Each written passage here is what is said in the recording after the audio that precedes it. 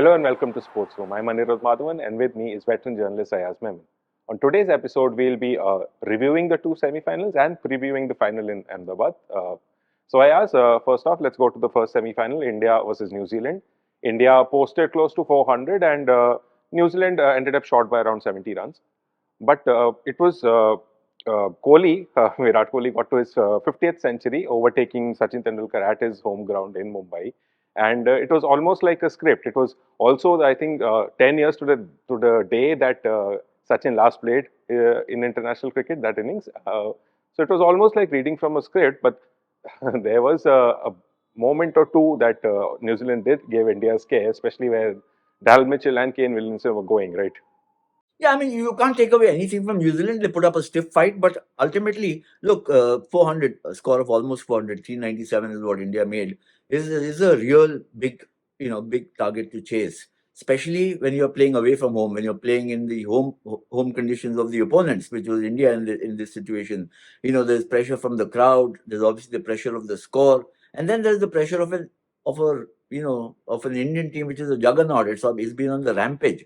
So it's not easy to overcome all these conditions in one match. I thought New Zealand did really well. They didn't get off to a good start, and I think that's what really hurt them ultimately. It would still have been a very, very tough target to chase, but they lost by 70 runs, which is a fairly big margin. The problem, I think, for them was Devon Conway, Rachin Ravindra, and especially Rachin, who had been in excellent form throughout, both got out very cheaply. That put the onus on Williamson, who played the bulwark, which he does so well, and Daryl Mitchell, who's been in fantastic form. And then, that partnership kept their hopes alive. But I thought that India, overall, when you look at the picture overall, from the first ball that Rohit Sharma faced till the last, till the winning kind of moment, I think India had the upper hand right through. And talking of having the upper hand, I think the man who gave India the upper hand in the middle was Mohammed Shami, of course. He took 7 for 57 and he's at the top of the table for the leading wicket takers right now. He's at 23. Adam Zampa is just behind him at 22, but Zampa has given 471 runs and Shami, if you believe me, has given 210 runs for 23 wickets. So my question is, do you think if India do win, does Mohammad Shami deserve player of the series, given that he hasn't played all the matches? So, do you think that goes to Shami over someone like a more heralded figure like Kohli? I mean, there are many claimants actually from the Indian team, not necessarily for the man of the tournament, but who've done exceptionally well. I mean, leave aside Kohli and Rohit, we all know what they've done and how great they are, because of their track record. But look at what Shreyas Iyer has been doing, or for that matter, KL Rahul, and not just with his batting, but also his wicket keeping. Yeah. And then there's Shami, 23 wickets in 6 matches, 3 fifers. And, to come to laced with irony, he sat out the first 4 matches. So there's a lot to commend for about Shami. And remember, this is in India on pitches where you expect the spinners to be the more effective. The spinners have been. Jasprit Bumrah has been. But Shami, I think the virtuosity of Shami as a bowler, of his skills, of his control, of his desire to succeed, his ambition, it's not easy. Nobody, not even a rookie player likes to be left out and put on the bench. When you're playing a World Cup, this guy was put out for 4 matches. And but for the injury to Hardik Pandya, who knows? He may have made his entry a little later or not at all. But once he got into the oval, once he got in the India colours on the field, he's just a completely transformed Shami that we've seen. He's reticent. He's so unostentatious in that sense. When you see him on the field, he's not carrying an aura about him. But now, after this performance in the World Cup, perhaps there will be an aura that surrounds him, because it's been one of the most amazing performances that one has seen in World Cup history. He's about 4 wickets away, I think, from Mitchell Starc's record of the most number of wickets in a World Cup. 2015, I think Mitchell Starc got 27 wickets, but he had played 11 matches. Shami's played 6. He'll be playing a 7th. So Virat Kohli's 700 plus runs is a phenomenal achievement. And Rohit, forget about the runs he's made. He's not made the most runs, but match after match after match, the way he started in overdrive, he just kind of put so much pressure on the opponents, made it easier for the rest of the batsmen in his team to kind of build on the starts that he's given, and then add to it his captaincy. He's been so decisive, so tactically astute. So there are quite a few claimants, but you're right. I mean, it'll be very difficult to ignore Mohammad Shami if he has another good day in the field.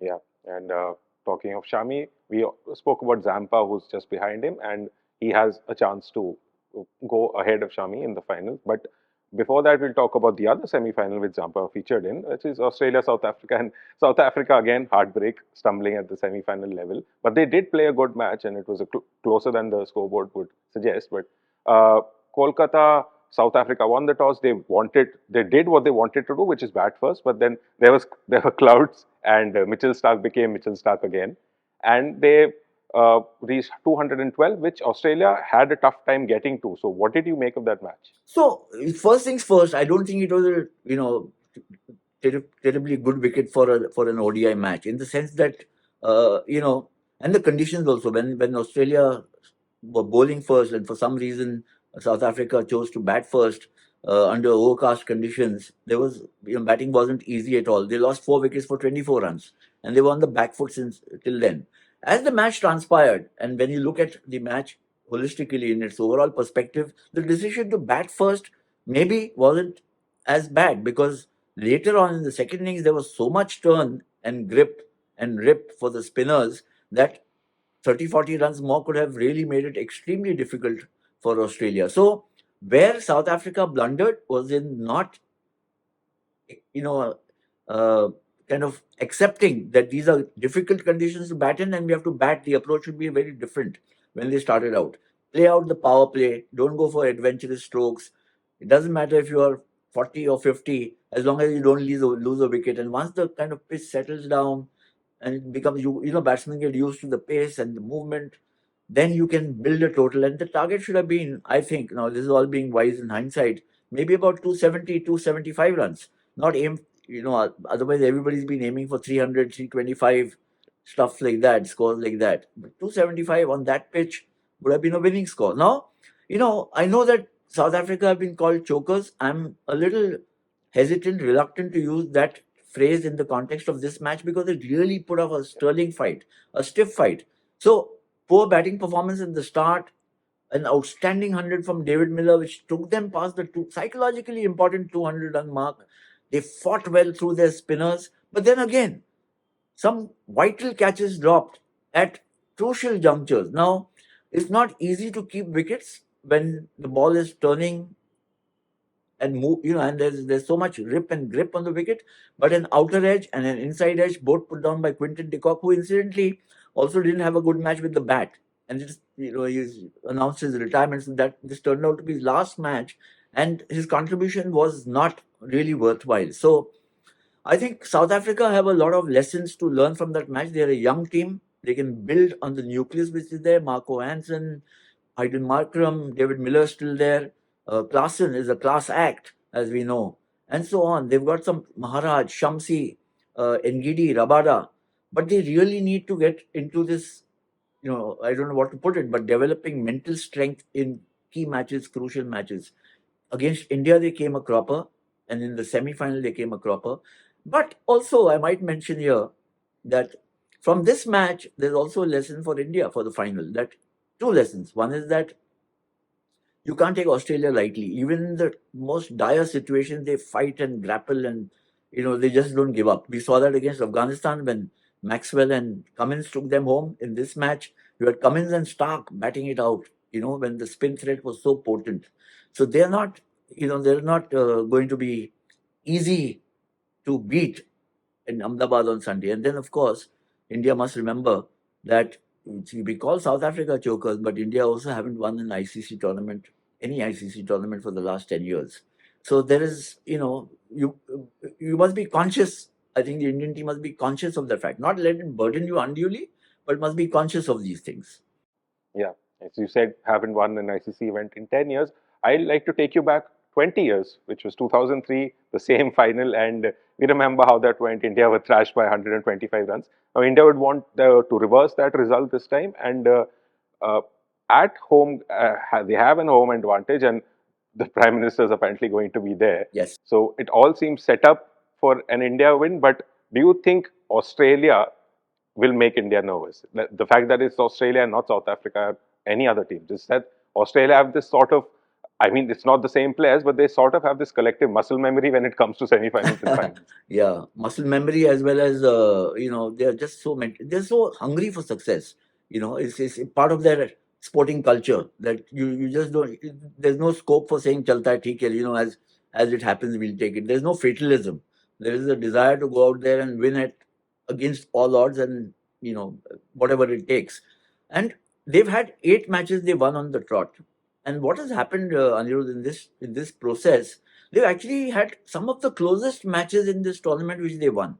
Now, the semi-final, for instance, against South Africa, which was a really close match. Against Afghanistan, really close match. Under so much pressure, they won both. Against the match which they had, I think, against New Zealand, which New Zealand really chased hard and almost won the match, but finally Australia prevailed by 5-6 runs. And even the first match against India, if you recall, they lost that match, but it was a tough match. So they've kind of, while India have had they've coasted through to the final. Now, does that make a difference when you're playing the final? I think again here India must take cognizance of the fact that these guys have been through the rigors. They've been through a crunching machine, so to speak, in quite a few number of matches. So and they've come out winning. So you can't even for a minute amount or whatever it is, even in the most slender way, take them lightly. Yeah, and that was going to be my last question. Like, what should the game plan be for each team going into the final? Like, how do Australia stop this juggernaut of a team, and how do India guard against a slip up at this point? So I think the formula for India will not change. It's been an outstanding performance so far. You can't really find a fault in the way India's played. Not anywhere. Not in batting, not in bowling, not in the approach in the batting, not in the approach in the fielding, not even in the fielding or in the bowling. You've got some of the best performers. If you have named top 5 performers in this World Cup, I would imagine that 4 will be from India, if not all 5. You have a Rohit Sharma, you have a Virat Kohli, you have a Mohammed Shami, even a Jasprit Bumrah.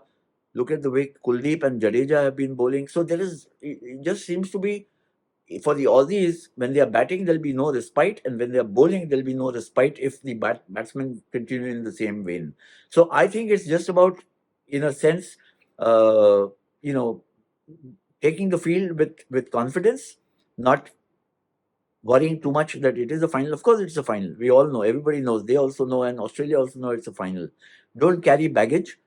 2003, you mentioned about it. 20 years ago, half these guys were not born, or maybe just about toddlers at that point in time. So hopefully, they won't carry any of that baggage. None of them has been through that grind. Virat Kohli has been through 3 World Cups already, and Rohit Sharma also. This is his third. Some seasoning is there. There's a lot of experience and depth in the team. There's also some young, fresh blood. Shubman Gill, Shreyas Iyer, Mohammad Siraj, and it's all looking extremely good. But as we keep saying, sport can be cruel. It's a minor stumble which you take, and it could, things could go completely haywire. So that's the thing you have to watch out for. There are no major hassles. In fact, there are no hassles at all. But you have to guard against that, that minor slip up which can happen. And in case if it happens in the course of play, how do you recover from it solidly and, in a sense, overcome a crisis if there is any? Yep. And for Australia, what do they do? I think Australia will be, they would have, I can look at it from an Australian point of view. If you were an Australian fan, forget about a player, you would have been watching Indians play, wide agog, with your eyes wide open, all agog, saying, good Lord, how do we stop these guys? Now, I think one thing about the Australians is that they don't let these concerns stymie them. We've seen that often. And remember, they're in the middle of a fantastic patch of a fantastic run of victories. when you look at a 2-year horizon, they won the T20 World Cup in 2021. They didn't repeat the victory in T20 played in Australia, but that's because T20 can be very fickle. They won the World Test Championship. They've come from an Ashes triumph, and now, after starting off with 2 defeats at the start of this World Cup, they're in the final. They've had also their, Travis Head, David Warner, in fantastic form. Mitch Marsh, they've got a very strong top order. They've got Smith back into the team. I think somewhere they've got a bit of a problem. The two areas which I feel is somebody like a Josh Inglis hasn't pulled his weight enough. That's what I feel. Maxwell is a maverick. And somewhere I think they may have, the absence of a second high quality spinner, though Maxwell bowled well in the semi final.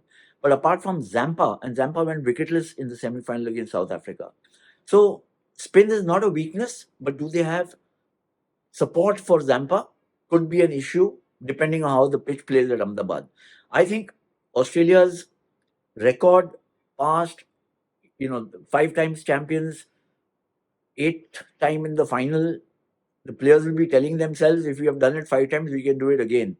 India have to tell themselves, we'll break this jinx of 10 years, no victory, we'll do it this time. I think both need to enter, or will enter, the field with a very positive, strain, a very positive intent in the mind. Yeah, we just hope that it stays positive and we don't get to hear what we had before the semi-final. A lot of things have said about the pitch and influence and everything. All the complaints about the pitch and toss and coin and etc. came from somewhere outside. Most of it. So Yeah. I don't think it should. If that starts playing on the minds, of not just forget about the Indians. I don't think it'll bother them too much. But Australians, that could be a bit of a handicap for them. Yeah. So as I said, we just hope that everything stays clean and on the field and it's a cracker of a game. And that's it for this episode of Sportsroom. See you next time.